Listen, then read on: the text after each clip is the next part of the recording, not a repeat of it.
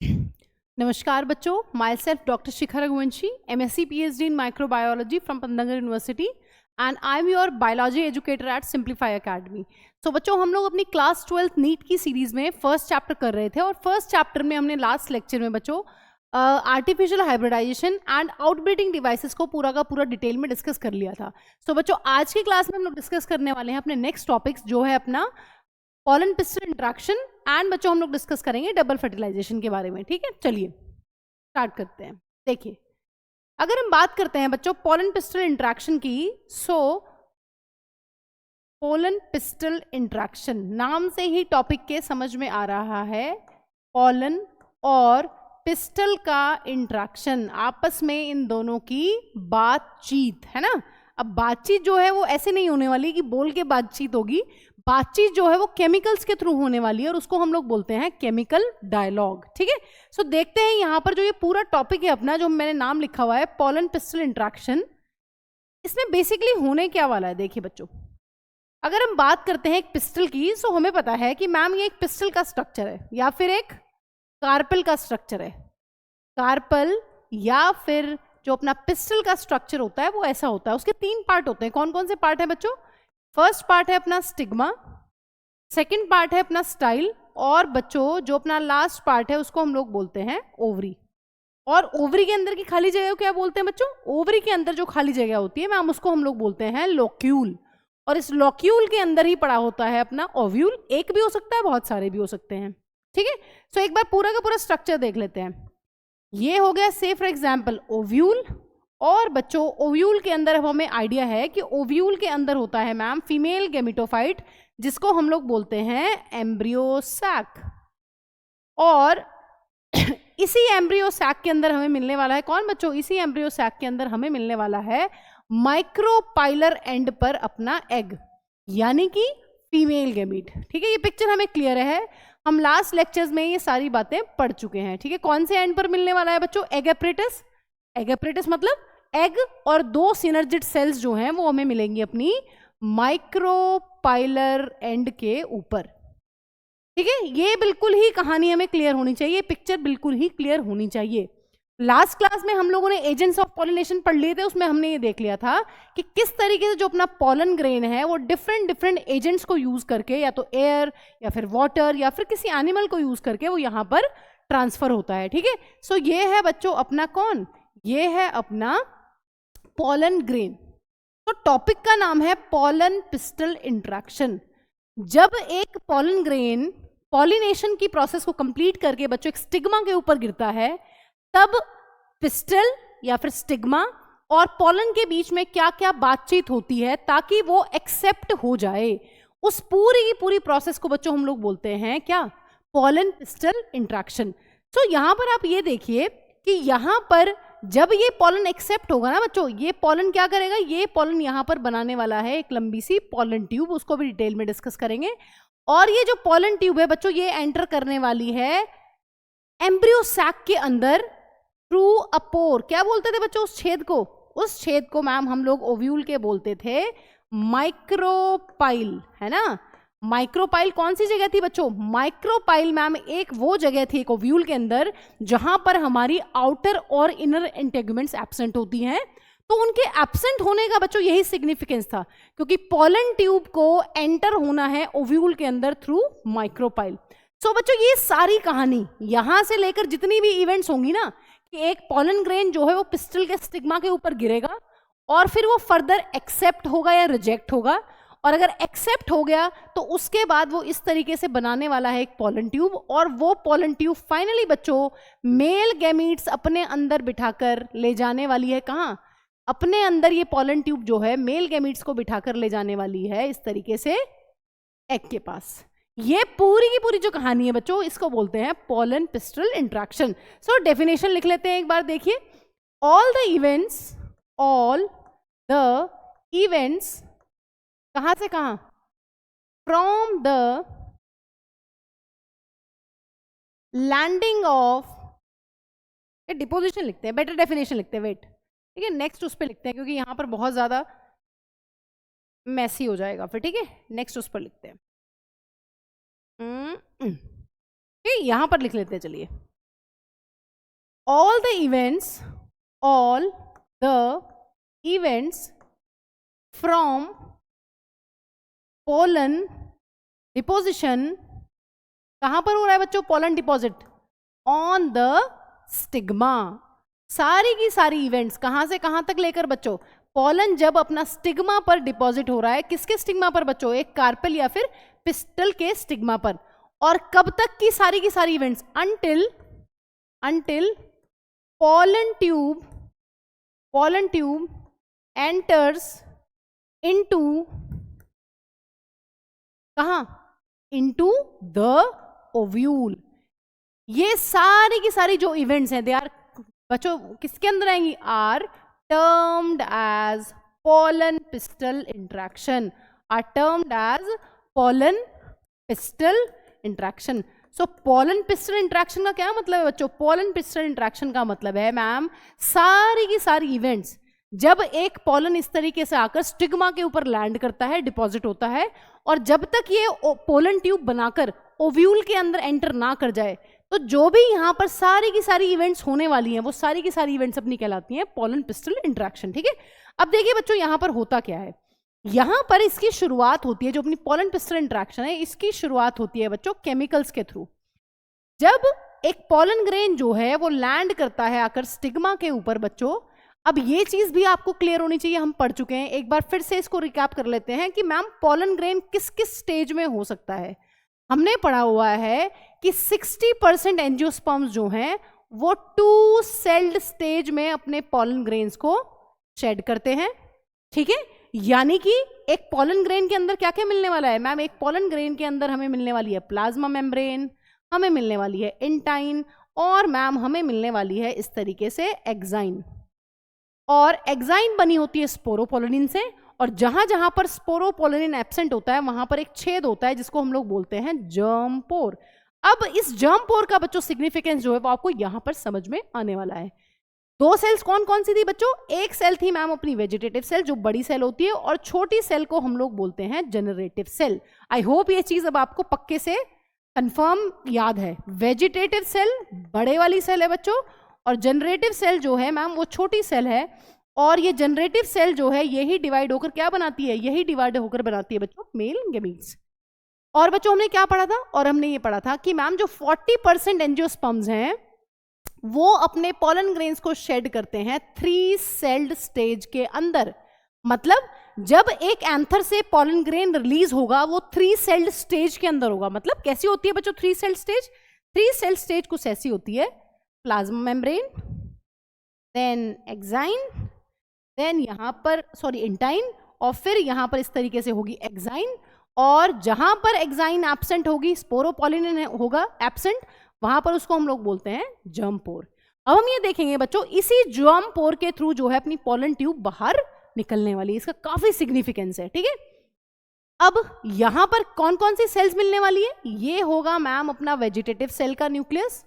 बड़ी सेल क्या कहलाती है बच्चों, बड़ी सेल होती है वेजिटेटिव सेल, और जो अपनी छोटी सेल होती है बच्चों यहां पर अगर हम बात करते हैं 3 सेल स्टेज की, तो ये जनरेटिव सेल जो है ये ऑलरेडी माइटोसिस करने के बाद यहां पर बना देती है 2 मेल गैमीट्स। देखिए क्या फर्क है इन दोनों के अंदर,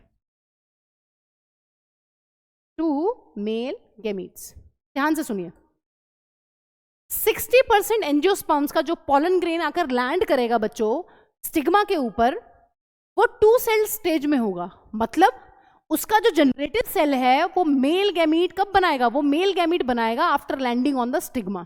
लेकिन बच्चों 40% एंजियोस्पर्म्स का जो पोलन ग्रेन होता है वो ऑलरेडी अपनी 3 सेल स्टेज में आ रहा है, उसमें पहले से ही 2 मेल गैमीट्स प्रेजेंट है। तो depending on the type of pollen grain वो 2 सेल स्टेज में है या 3 सेल स्टेज में है, तब यहां पर इवेंट डिसाइड होती हैं। देखिए ठीक है, आइए अब यहां पर मैम से फॉर एग्जांपल हमारा जो पोलन ग्रेन है वो अपनी कौन सी स्टेज में है, से फॉर एग्जांपल बच्चों वो है अपनी 2 सेल स्टेज के अंदर। ठीक है, यहां पर एक अपना ट्यूब न्यूक्लियाई है, पहले बना लेते हैं चलो ट्यूब न्यूक्लियाई को। ये जो अपना पोलन ग्रेन है यहां पर से फॉर एग्जांपल ये वेजिटेटिव सेल का न्यूक्लियस है।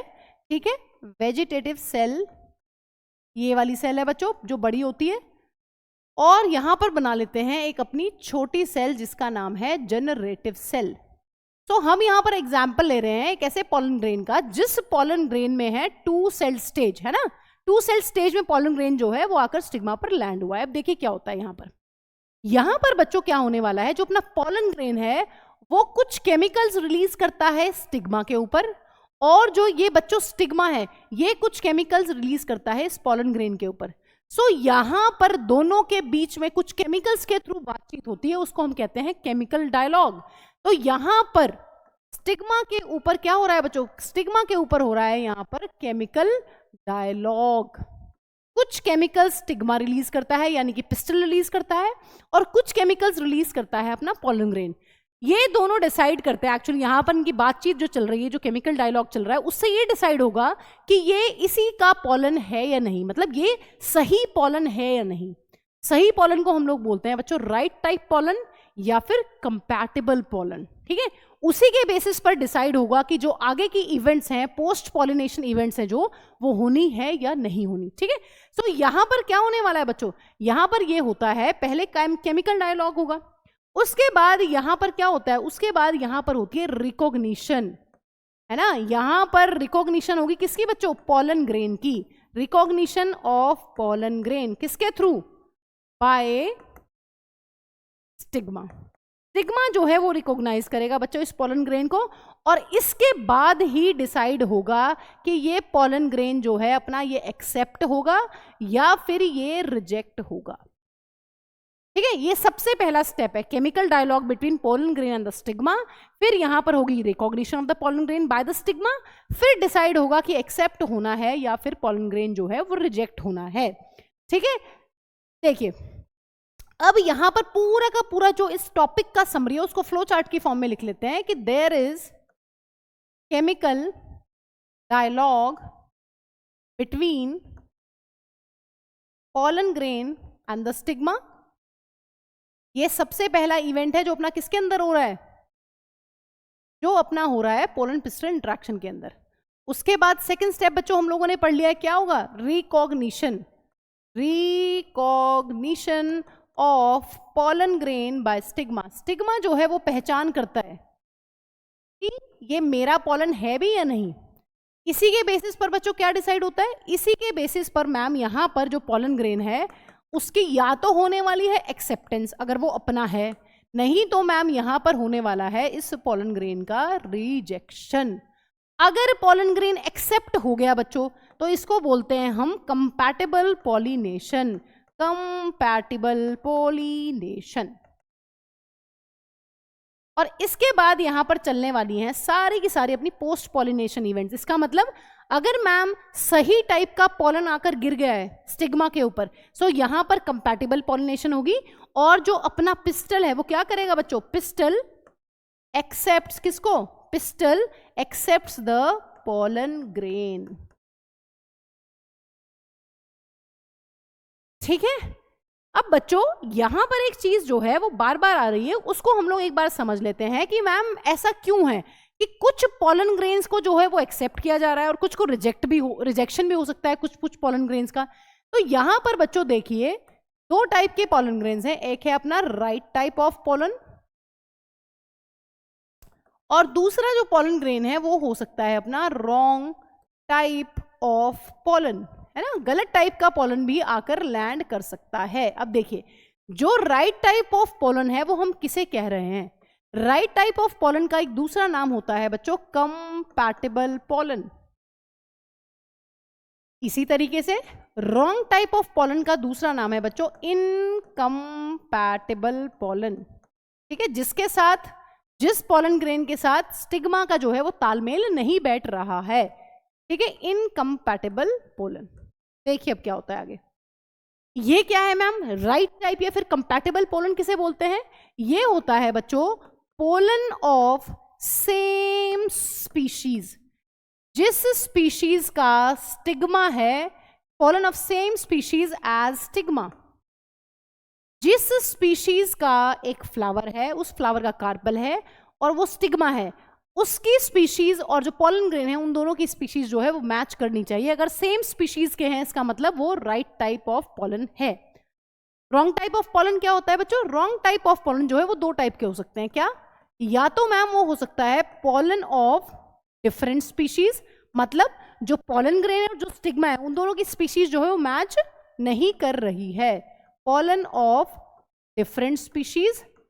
या बच्चों ऐसा भी हो सकता है, यहां पर हम एक कंडीशन पढ़ चुके हैं, सेल्फ इनकम्पैटिबिलिटी, जो पोलन है वो सेल्फ इनकम्पैटिबल भी हो सकता है। सेल्फ इनकम्पैटिबल पोलन के बारे में बच्चों हमने क्या पढ़ा था, हमने ये पढ़ा था कि मैम ये कुछ जीन्स की प्रॉब्लम होती है कि यहां पर सेम स्टिग्मा जो है वो सेम फ्लावर के पॉलन ग्रेन्स को पहचानने से मना कर देता है, और अगर एक ही प्लांट का दूसरे फ्लावर से भी पॉलन ग्रेन उड़कर आ रहा है उसको भी स्टिग्मा यहां पर एक्सेप्ट नहीं करता है। सो यहां पर सेल्फ इनकम्पैटिबल पोलन भी हो सकता है, या फिर पोलन ऑफ किसी और स्पीशीज का भी हो सकता है, ठीक है। सो ये कहलाता है बच्चा अपना रॉन्ग टाइप ऑफ पोलन, और ये है अपना राइट टाइप ऑफ पोलन।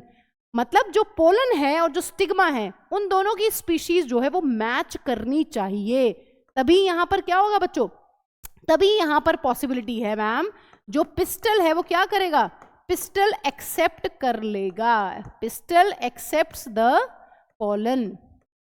और यहां पर चलने वाली हैं बच्चों क्या, यहां पर चलने वाली हैं बहुत सारी post pollination events, post pollination events.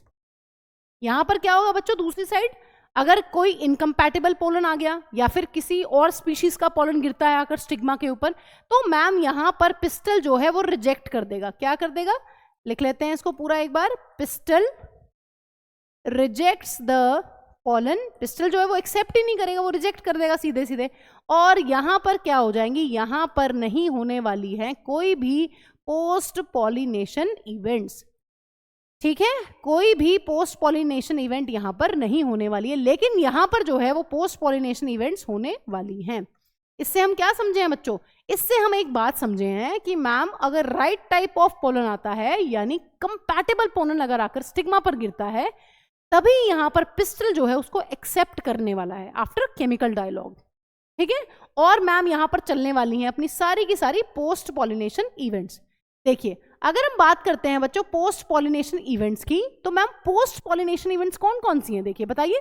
हाँ जी, फर्स्ट बच्चों पॉलन जर्मिनेशन, अगर एक बार कोई पॉलन ग्रेन जो है वो स्टिग्मा ने एक्सेप्ट कर लिया तो पॉलन यहां पर जर्मिनेट होगा, और मैम यहां पर बनेगी pollen tube, pollen tube growth in कहां बच्चों, इन स्टाइल एंड स्टिग्मा। और तीसरा पोस्ट पॉलिनेशन इवेंट क्या है बच्चों, तीसरा जो अपना पोस्ट पॉलिनेशन इवेंट है वो मेजर इवेंट है फर्टिलाइजेशन, फर्टिलाइजेशन। मतलब एक प्लांट के स्टिग्मा के ऊपर, फ्लावर के स्टिग्मा के ऊपर जब पॉलन ग्रेन आ रहा है तो स्टिग्मा ही डिसाइड करता है after chemical dialogue with the pollen grain कि ये सही वाला पॉलन ग्रेन है या नहीं। अगर वो दूसरी स्पीशीज का पॉलन ग्रेन है या फिर वो सेल्फ इनकम्पैटिबल पॉलन ग्रेन है बच्चों, तो वो पॉलन ग्रेन जो है अपना रिजेक्ट हो जाता है, और पोस्ट पॉलिनेशन इवेंट्स जो है वो खत्म हो जाती है, वो होती ही नहीं है ना। और जो पॉलन ग्रेन है वो अपना वहीं पर स्टिग्मा पर पड़े पड़े ही श्रिवल ऑफ हो जाता है। लेकिन अगर सही पॉलन है तो ये सारी की सारी इवेंट्स जो है अपनी फर्दर होने वाली हैं, पॉलन का जर्मिनेशन होगा, पोलन ट्यूब जो है वो बनती चली जाएगी, और बच्चों यहाँ पर फाइनली होने वाला है डबल फर्टिलाइजेशन, ठीक है। सो एक बार बच्चों इन स्टेप्स को पूरा का पूरा देख लेते हैं कि मैम अगर पिस्टल जो है अपनी वो एक्सेप्ट कर लेती है, अगर पिस्टल ने हमारे पॉलन ग्रेन को जो है एक्सेप्ट कर लिया, उसके बाद क्या क्या होता है, देखिए इसको भी डायग्राम की हेल्प से बच्चों समझ लेते हैं। ये इस तरीके से है अपनी ओवरी, और बच्चों यहां पर है ये अपना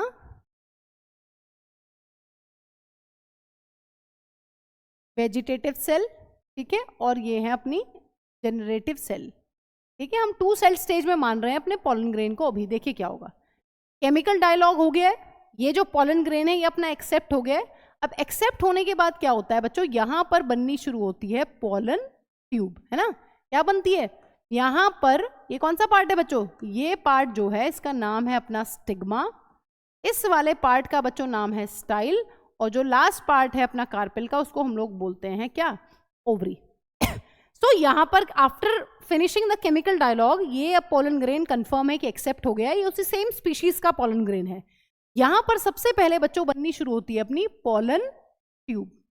स्टिग्मा के अंदर पोलन ट्यूब का बनना शुरू होता है, और जो ये बच्चों न्यूक्लियस होता है, वेजिटेटिव सेल के न्यूक्लियस को ही हम लोग बोलते हैं ट्यूब न्यूक्लियस। ट्यूब न्यूक्लियस, ठीक है। ये ट्यूब न्यूक्लियस जो है बच्चों, यही पोलन ट्यूब बनाता है। और एक यहाँ पर इंटरेस्टिंग चीज, इंपॉर्टेंट चीज ये है कि मैम जब ये पोलन ट्यूब बननी शुरू होती है तो ये बनती कहाँ से है? देखिए, आपको पता है पोलन ग्रेन के ऊपर एक्साइन की कवरिंग है, जो कि एक बहुत ही रेजिस्टेंट मटेरियल है। किससे बनी हुई है? स्पोरोपोलिनिन से। जहां जहां पर स्पोरोपोलिनिन एब्सेंट होता है बच्चों एक्साइन में, वहीं पर होते हैं छोटे छोटे प्रोमिनेंट से पोर, है ना। क्या बोलते हैं उन पोर्स को? जर्म पोर। सो यहां पर आपको ध्यान रखना है, जो ये पोलन ट्यूब का फॉर्मेशन है, ये कहां से हो रहा है बच्चों? ये होने वाला है अपना जर्म पोर से।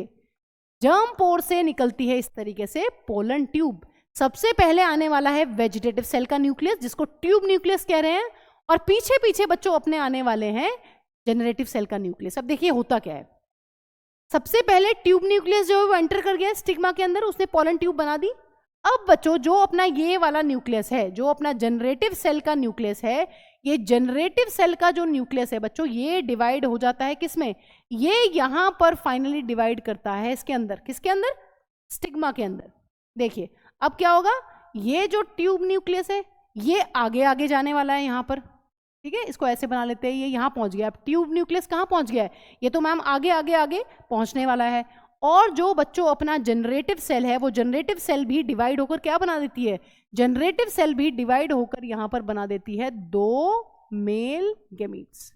ये क्या बन गए हैं बच्चों? ये बन गए हैं अपने 2 मेल गैमीट्स। सो अगर 2 सेल स्टेज के अंदर है पोलन ग्रेन, तो जो अपनी जनरेटिव सेल है वो स्टिग्मा के अंदर आकर अपनी माइटोसिस करती है, और वो बनाती है यहां पर 2 मेल गैमीट्स। अब क्या होगा बच्चों? अब आपको पता है मैम, ये पोलन ट्यूब जो है आगे आगे आगे स्टाइल से होते हुए कहां जाएगी बच्चों? ये स्टाइल से होते हुए ऐसे एंटर करने वाली है अब ओव्यूल के अंदर, ठीक है। अब बना लेते हैं यहां पर अंदर एक ओव्यूल। देखिए अब ध्यान से देखिए, ओवरी के अंदर ओव्यूल, और ओव्यूल के अंदर है अपना इस तरीके से एम्ब्रियो सैक, ठीक है। एम्ब्रियो सैक के अंदर हमने पढ़ लिया है, हमने ये पढ़ लिया है कि ओव्यूल के अंदर जो है पोलन ट्यूब वो कहां से एंटर करेगी। उस पॉइंट को हम लोग क्या बोलते हैं बच्चों? उस पॉइंट को हम लोग बोलते हैं माइक्रोपाइल, ठीक है।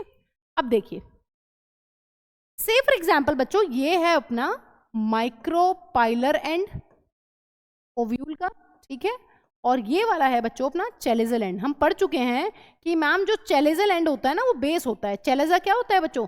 चेलेजा is a base of ovule. So यहां पर बना लेते हैं क्या क्या होता है, हमें पता है।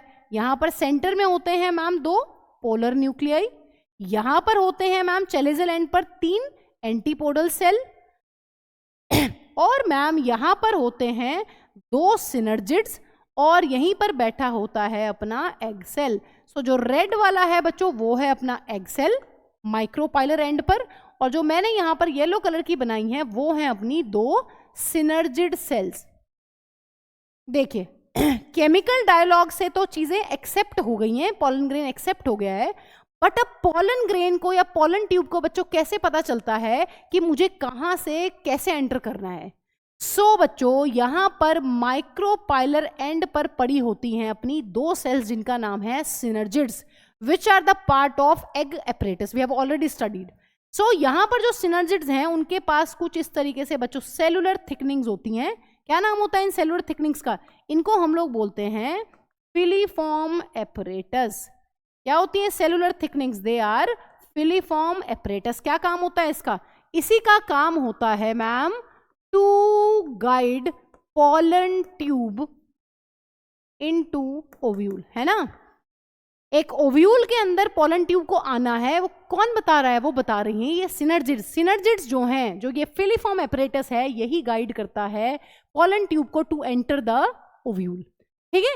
सो अब यहां पर देखिए क्या होगा यहां पर जो ये पोलन ट्यूब है बच्चों, ये घुस जाती है एक सिनर्जिड के अंदर इस तरीके से, और ये सिनर्जिड जो है वो हो जाता है अपना डीजनरेट, ठीक है। अब हमें पता है इस पोलन ट्यूब के अंदर क्या है बच्चों, पोलन ट्यूब के अंदर बैठे हुए मैम दो अपने मेल गैमीट्स। तो हमने क्या पढ़ लिया है, हमने ये पढ़ लिया है पोलन एक्सेप्ट हुआ, पोलन एक्सेप्ट होने के बाद जर्म पोर से बनना शुरू हुई है अपनी पोलन ट्यूब। पोलन ट्यूब में जो जनरेटिव सेल था अपना, पीछे जो जनरेटिव सेल था पोलन ग्रेन के अंदर, वो डिवाइड होकर स्टिग्मा के अंदर बनाता है दो मेल गैमीट्स। मेल गैमीट्स पीछे पीछे पीछे पीछे आते हैं, ट्यूब न्यूक्लियस आगे आगे है, वो गाइड करता है। और फिर फाइनली माइक्रोपाइलर एंड पर जो सिनर्जिड सेल पड़ी हुई है, दो हैं, एक के अंदर पोलन ट्यूब जो है वो घुस जाती है और वो वहां पर जाकर रिलीज कर देती है। सिनर्जिड के साइटोप्लाज्म के अंदर मेल गैमीट्स वहां पर रिलीज हो जाते हैं। ठीक है, एक बार बच्चों इस वाले डायग्राम को हम क्या करते हैं, इस वाले डायग्राम को हम थोड़ा सा एनलार्ज करके देख लेते हैं कि मैम एम्ब्रियो सैक के अंदर क्या कंडीशन है। अभी देखो, ये इधर है अपना माइक्रोपाइलर एंड बच्चों, ठीक है, और ये है अपना क्या, ये है अपना बच्चों चैलेजल एंड। चैलेजल एंड पर आई होप मैंने आपको ट्रिक दी भी, आपको याद है कौन सी सेल्स होती हैं, ए सी, कौन सी, एंटीपोडल्स। ये कौन सी सेल्स हैं बच्चों, यहां पर है मैम अपनी 3 एंटीपोडल्स सेल, और माइक्रोपाइलर एंड पर 2 सेल्स कौन सी होती हैं बच्चों, ये 2 सेल्स जिनके अंदर पड़ा हुआ है इस तरीके से cellular thickenings to guide the pollen tube, है ना, इनको बोलते हैं फिलीफॉर्म एपरेटस। और ये जो 2 सेल्स हैं अपनी बच्चों, इनको क्या बोलते हैं, इन सेल्स को बोलते हैं हम सिनर्जिड्स। तो हमने अब पढ़ लिया है, इस सिनर्जिड के अंदर आ गए हैं कौन बच्चों, इस सिनर्जिड के अंदर आ गए हैं अब अपने मेल गैमीट्स, है ना, जो मेल गैमीट्स हैं अपने दोनों के दोनों, वो आ गए हैं इस सिनर्जिड सेल के अंदर। एक ही सिनर्जिड सेल में घुसती है अपनी पोलन ट्यूब इस तरीके से। और बच्चों यहां पर क्या प्रेजेंट है, यहां पर प्रेजेंट है अपना एग। ठीक है, ये पिक्चर बिल्कुल ही क्लियर होनी चाहिए बच्चों, एम्ब्रियो सैक का स्ट्रक्चर आपको बिल्कुल ही क्लियर होना चाहिए। यहां पर सेंटर में 2 न्यूक्लियस पड़े हुए हैं बच्चों, इनको क्या बोलते हैं, इनको हम लोग बोलते हैं मैम पोलर न्यूक्लियाई। और हमें पता है ये जो बीच वाली बड़ी सी सेल होती है मैम, इसका नाम होता है अपना सेंट्रल सेल। देखिए अब क्या हो रहा है यहां पर अब यहां पर ये होता है बच्चों कि जो यहां पर एक मेल गैमीट है, वो एक मेल गैमीट जाकर फ्यूज हो जाता है एग के साथ, और जो दूसरा मेल गैमीट है अपना बच्चों, वो फ्यूज हो जाता है जाकर किसके साथ, पोलर न्यूक्लियाई के साथ। सो यहां पर एंजियोस्पर्म्स की, फ्लावरिंग प्लांट्स की सबसे इंटरेस्टिंग इवेंट बच्चों यही होती है कि they show double fertilization. 2 male gamete आए, एक मेल गैमीट आकर फ्यूज करता है एग सेल के साथ, और दूसरा जो मेल गैमीट है वो फ्यूज करता है बच्चों आकर पोलर न्यूक्लियाई के अंदर। तो यहां पर हमें 2 फर्टिलाइजेशन देखने के लिए मिलती हैं, जिसको हम लोग बोलते हैं डबल फर्टिलाइजेशन। सो चलिए अब डबल फर्टिलाइजेशन पढ़ लेते हैं बच्चों। ये पिक्चर बिल्कुल ही क्लियर होनी चाहिए कि जर्म पोर से पोलन ट्यूब बननी शुरू हुई, पोलन ट्यूब स्टिग्मा और स्टाइल की टिश्यूज को छानते हुए अंदर आ गई, और वो माइक्रोपाइल से ओव्यूल के अंदर एंटर करती है, और किसमें जाके घुस जाती है बच्चों, एक सिनर्जिड सेल के अंदर। ठीक है, और फिर बाकी कहानी यह है सारी। देखिए डबल फर्टिलाइजेशन क्या है बच्चों, एक जो मेल गैमीट है बच्चों, वो मैम फ्यूज हो रहा है किसके साथ, वो मैम फ्यूज हो रहा है एक फीमेल गैमीट के साथ। हमें पता है जो मेल और फीमेल गैमीट है बच्चों, दोनों ही क्या हैं, दोनों ही मैम हैप्लॉइड हैं यहाँ पर। सो मेल और फीमेल गैमीट जो है वो फ्यूज कर कर बनाते हैं यहाँ पर जाइगोट। तो जाइगोट कैसा होगा बच्चों, जाइगोट है मैम यहाँ पर डिप्लॉइड, मेल गैमीट भी हैप्लॉइड, फीमेल गैमीट भी हैप्लॉइड, तो जो अपना जाइगोट बनता है वो होता है बच्चों डिप्लॉइड। और इस प्रोसेस को, इस पूरा मेल और फीमेल गैमीट के जुड़ने की जो ये प्रोसेस है, इसको बोलते हैं बच्चों हम लोग सिनगैमी। क्या नाम है इसका, इसको बोल रहे हैं सिनगैमी। ठीक है, अब बात कर लेते हैं मैम दूसरे मेल गैमीट का क्या हुआ। देखिए जो अपना दूसरा मेल गैमीट है बच्चों, वो भी हैप्लॉइड है, हमें पता है। वो किसके साथ फ्यूज कर रहा है, वो फ्यूज करता है मैम पोलर न्यूक्लियाई के साथ। 2 पोलर न्यूक्लियाई हैं, तो यहां पर है n+n कंडीशन 2n। ठीक है, अब देखिए यहां पर क्या बनता है बच्चों, मेल गैमीट और जो अपना पोलर न्यूक्लियाई है वो फ्यूज करके यहां पर बनाते हैं बच्चों primary endosperm nuclei. Primary endosperm nuclei. और इसको शॉर्ट में हम लोग क्या बोलते हैं बच्चों? शॉर्ट में इसको लिखा जाता है पेन। ठीक है। अगर यहां पर इसकी प्लॉइडी की बात करते हैं, male gamete is haploid, polar nucleus is diploid, तो प्राइमरी एंडोस्पर्म न्यूक्लियाई क्या होगा बच्चों? ये होने वाला है अपना ट्रिप्लॉइड। ठीक है, क्या हो जाएगा? ट्रिप्लॉइड। ठीक है, तो यहां पर ये जो प्रोसेस है बच्चों, अगर आप यहां पर ध्यान से देखें तो यहां पर 3 न्यूक्लियस फ्यूज कर रहे हैं। एक न्यूक्लियस मेल गैमीट का और 2 न्यूक्लियस जो है अपने पोलर न्यूक्लियाई के, वो फ्यूज कर रहे हैं। ये मेल गैमीट और ये पोलर न्यूक्लियाई। तो यहां पर क्या बन रहा है? यहां पर ट्रिप्लॉइड बन रहा है जो न्यूक्लियस है। इसलिए बच्चों इस प्रोसेस को, इस वाले फ्यूजन को हम लोग बोलते हैं triple fusion. Triple fusion. Male और फीमेल गैमीट का जुड़ना उसको बोलते हैं सिनगैमी फर्टिलाइजेशन। और जहां पर दूसरा मेल गैमीट जो है वो पोलर न्यूक्लियाई के साथ फ्यूज कर रहा है और बना रहा है प्राइमरी एंडोस्पर्म न्यूक्लियाई, उसको हम लोग बोल रहे हैं बच्चों ट्रिपल फ्यूजन। अब यहां पर जो 2 मेल गैमीट हैं वो 2 अलग अलग जगह फ्यूज कर रहे हैं, इसीलिए बच्चों इस इवेंट को बोलते हैं डबल फर्टिलाइजेशन। ठीक है, और ये बच्चों बहुत ही यूनिक इवेंट है। It is a unique event in only in flowering plants. It is a unique event in angiosperms or you can write flowering plants. ये सिर्फ और सिर्फ flowering plants या फिर हमें angiosperms में देखने के लिए मिलती है। ठीक है बच्चों, सो ये बात हमें ध्यान रखनी है। अब बात कर लेते हैं मैम आगे क्या होने वाला है, इनका फ्यूचर क्या है ना? देखिए क्या होने वाला है। जाइगोट से यहां पर माइटोसिस होने के बाद बच्चों बनने वाला है अपना एम्ब्रियो। जाइगोट किसमें डेवलप होगा बच्चों? जाइगोट जो है वो डेवलप होने वाला है एम्ब्रियो के अंदर। और इसी तरीके से बच्चों जो अपना पेन है वो एक ट्रिप्लॉइड न्यूक्लियस है। जब हमारा डबल फर्टिलाइजेशन हो जाता है ना बच्चों, तो अब हम सेंट्रल सेल को क्या बोलते हैं? अब हम सेंट्रल सेल को सेंट्रल सेल नहीं कहेंगे, अब हम सेंट्रल सेल को कहते हैं primary endosperm cell. Primary endosperm cell, short में इसको लिखते हैं हम लोग pec, PEC, primary endosperm cell. और बच्चों जो ये प्राइमरी एंडोस्पर्म सेल है ये आगे चलकर बनाने वाला है एंडोस्पर्म। एंडोस्पर्म क्या होता है? एंडोस्पर्म मैम एक ट्रिप्लॉइड टिश्यू है जो फूड रिजर्व की तरह काम करती है। ये क्या करने वाली है? ये प्रोवाइड करने वाला है food to the developing embryo. समझे आप लोग? सो यहां पर ये पिक्चर चल रही है, जो जाइगोट है वो धीरे धीरे धीरे बेबी प्लांट में डेवलप होगा, एम्ब्रियो में डेवलप होगा। ठीक है, वो डिप्लॉयड है। और बच्चों यहां पर जो अपना ये सेंट्रल सेल है जिसके अंदर PEN पड़ा हुआ है, प्राइमरी एंडोस्पर्म न्यूक्लियस जिस सेल के अंदर पड़ा हुआ है, फर्टिलाइजेशन के बाद उस सेल को हम लोग बोलते हैं प्राइमरी एंडोस्पर्म सेल।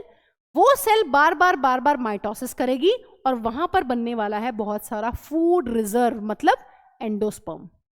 ठीक है, सो ये पूरी की पूरी बच्चों फ्यूचर है कि जाइगोट और जो अपना PEN है या फिर सेंट्रल सेल है वो फ्यूचर में क्या बनाने वाले हैं। ठीक है, चलिए एक बार बच्चों स्ट्रक्चर देख लेते हैं फर्टिलाइज्ड एम्ब्रियो सैक का, है ना। फर्टिलाइज्ड एम्ब्रियो सैक मैम कैसा दिखने वाला है? देखिए फर्टिलाइज्ड एम्ब्रियो सैक, आपको पता है यहां पर जो अपनी 2 सिनर्जिड्स हैं वो तो मैम अब डीजेनरेट हो जाएंगी, है ना। डीजेनरेटिंग सिनर्जिड्स, डबल फर्टिलाइजेशन के बाद सिनर्जिड्स का जो काम है वो खत्म हो गया है, तो जो सिनर्जिड्स है वो डीजेनरेट कर जाती हैं बच्चों। और यहां पर जो अपना जाइगोट है वो धीरे धीरे धीरे भी ग्रो करने वाला है। तो माइक्रोपाइलर एंड पर सिर्फ कौन बचा है बच्चों? माइक्रोपाइलर एंड पर सिर्फ और सिर्फ अपना बच गया है जाइगोट। जो अपनी सिनर्जिड सेल्स हैं वो हो गई हैं डीजनरेट क्योंकि उनका काम खत्म हो गया है। उनका काम यही था मैम कि जो सिनर्जिड्स के अंदर फिलीफॉर्म एपरेटस है वो पोलन ट्यूब को जस्ट गाइड करता है कि उसको ओव्यूल के अंदर कहां से एंटर करना है। ठीक है, और बच्चों अगर बात करते हैं यहां पर एंटीपोडल्स की, चेलेजल एंड पर यहां पर 3 सेल्स थी एंटीपोडल्स, वो भी क्या हो जाएंगी? उनका भी काम नहीं है कुछ। तो degenerating antipodals are seen in fertilized embryo sac at the chelazal end। ठीक है, चेलेजल एंड पर जो एंटीपोडल्स थे वो भी डीजनरेट हो गए। अब बात कर लेते हैं इसकी बच्चों, यहां पर ये क्या बन गया है? यहां पर जो अपना पोलर न्यूक्लियाई था मैम, वो बन चुका है क्या? वो बन चुका है पेन। पेन का मतलब है प्राइमरी एंडोस्पर्म न्यूक्लियाई। आपको नीट में बच्चों लेबलिंग के लिए आ सकता है ना, आपको पूछ सकता है कि एक फर्टिलाइज्ड एम्ब्रियो सैक है और ABCD करके दे देगा कि बताइए क्या है। सो अगर ये फर्टिलाइज्ड एम्ब्रियो सैक है ना बच्चों, आफ्टर फर्टिलाइजेशन है, तो यहां पर अब ये पोलर न्यूक्लियाई नहीं है, ये क्या है? ये है प्राइमरी एंडोस्पर्म न्यूक्लियाई, ठीक है, ट्रिप्लॉइड। और बच्चों जो अपनी सेंट्रल सेल है, क्या वो सेंट्रल सेल है? अभी नहीं। ये क्या बन जाएगी? ये बन जाती है मैम PEC। क्या बोलते हैं? Primary endosperm cell. ठीक है, सो आपको लेबलिंग ध्यान रखनी है कि अगर एग्जाम में फर्टिलाइज्ड एम्ब्रियो सैक आपसे पूछा जाएगा तो सिनर्जिड्स जो हैं वो डिजनरेट हो गए हैं, एंटीपोडल्स भी डिजनरेट हो जाएंगे धीरे धीरे, और यहां पर पोलर न्यूक्लियाई का बन गया है प्राइमरी एंडोस्पर्म न्यूक्लियाई। और यहां पर जो अपना बच्चों ये है सेंट्रल सेल, सेंट्रल सेल अब सेंट्रल सेल नहीं रहा है, सेंट्रल सेल जो है वो कहला रहा है प्राइमरी एंडोस्पर्म सेल। ठीक है, और आप यहां पर एक इंटरेस्टिंग चीज देख सकते हैं, नेक्स्ट लेक्चर में हम लोग इसको पढ़ने वाले हैं डिटेल में, एम्ब्रियो की डेवलपमेंट को। यहां पर देखिए ये जो जाइगोट है ये धीरे धीरे धीरे क्या करेगा बच्चों? ये धीरे धीरे कन्वर्ट होने वाला है अपने एम्ब्रियो में। और यहां पर जो ये वाला सेल है PEC है, ये किसमें कन्वर्ट होगा बच्चों? यहां पर ये कन्वर्ट होने वाला है पूरा का पूरा फूड रिजर्व में। सो दोनों चीजें यहां पर साथ साथ चलेंगी या नहीं, ये हम अपने अगले लेक्चर में देखते हैं कि पहले ये जाइगोट जो है वो एम्ब्रियो में डेवलप होगा या फिर मैम ये फूड जो रिजर्व जो है, इस फूड रिजर्व का जो है वो मल्टीप्लिकेशन होगा, मतलब फूड पहले बनेगा, ये एम्ब्रियो की जो ग्रोथ है वो पहले होगी। ठीक है, चलिए बच्चों मिलते हैं अपने नेक्स्ट लेक्चर में जिसमें हम लोग पढ़ेंगे एम्ब्रियो डेवलपमेंट के बारे में।